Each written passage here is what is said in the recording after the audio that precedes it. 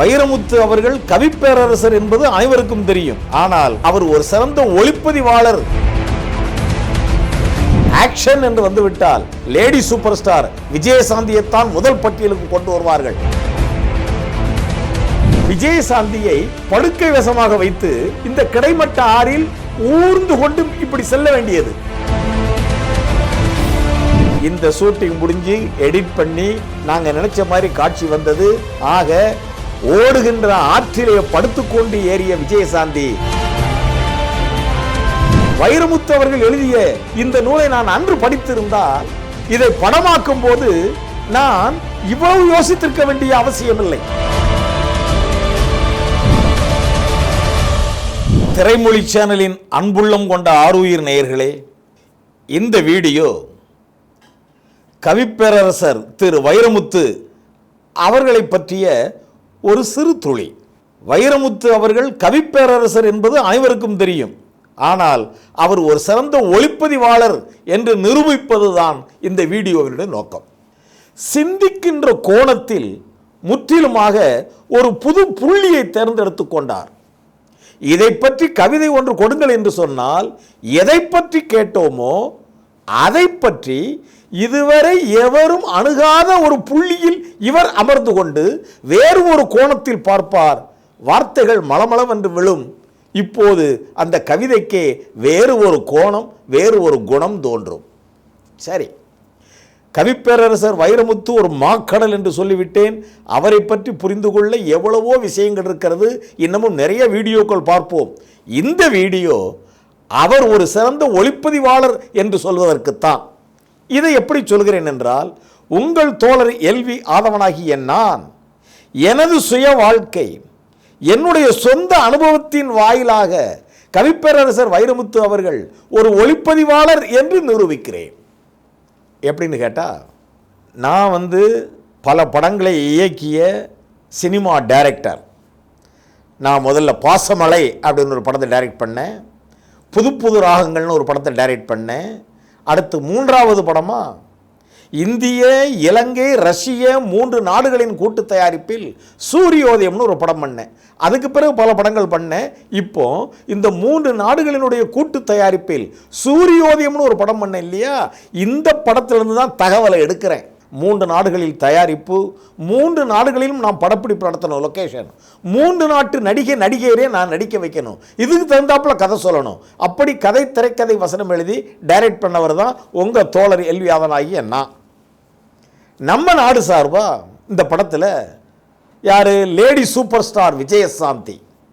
Action தெரியுமில்ல உங்களுக்கு? இன்னமும் மறந்திருக்க வாய்ப்பில்லை. விஜயசாந்தியினுடைய திறம் பற்றி இன்னும் பல காலங்கள் பேசிக் கொண்டிருப்பார்கள். லேடி என்று வந்துவிட்டால், ஆக்ஷன் என்று வந்துவிட்டால் லேடி சூப்பர் ஸ்டார் விஜயசாந்தியைத்தான் முதல் பட்டியலுக்கு கொண்டு வருவார்கள். அவங்க தான் அந்த படத்தில் எனக்கு ஹீரோயின் இல்லை, ஹீரோ.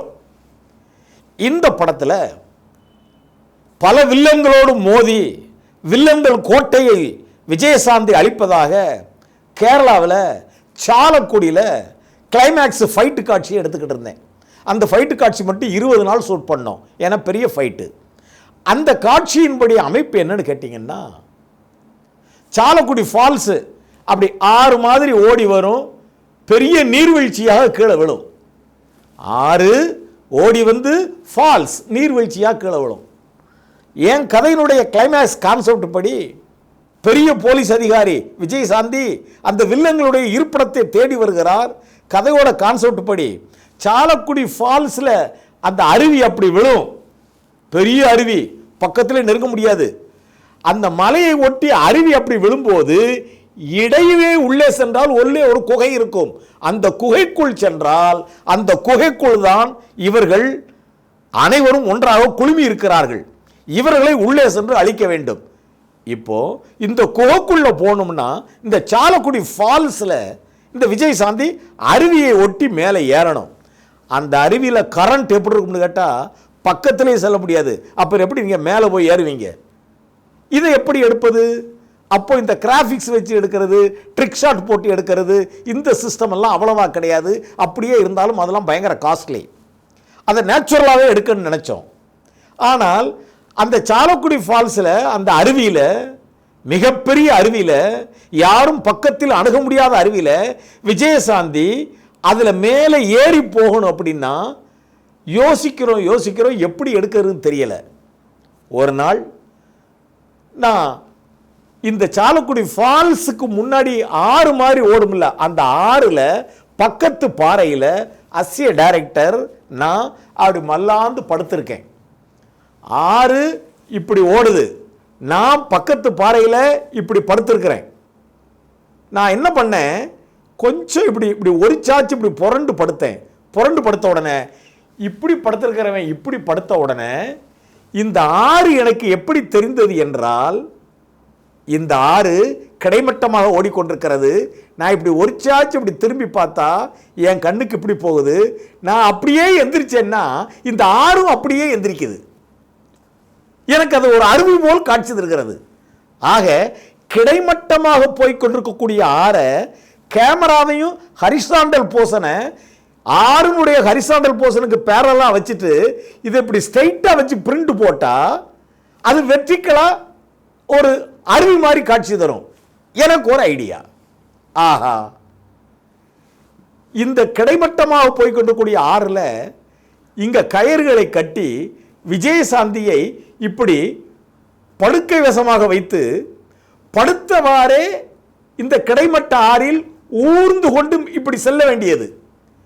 இது இப்படி வெர்டிக்கல் பிரிண்ட் போட்டாச்சுன்னா அவர் அருவியில் ஏறி போகிறது மாதிரி இருக்கும் என்று ஐடியா பண்ணி அந்த டெக்னிக்கில் நாங்கள் அதை படம் எடுத்தோம்.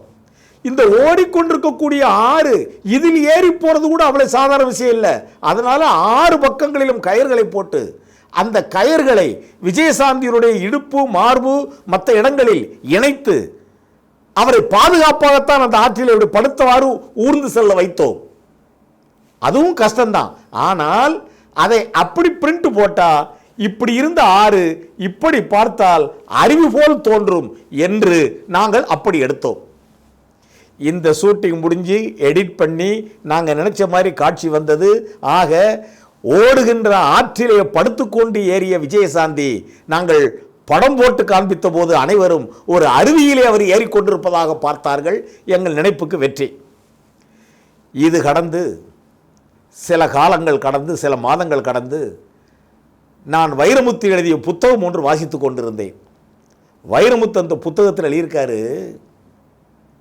ஒரு ஆறு ஒரு அருவி. இதை வைரமுத்து எப்படி எழுதியிருக்காரு, ஆறு கிடைமட்டமாக செல்லக்கூடியது, அதான் ஹரிசாண்டல் ரன்னிங்.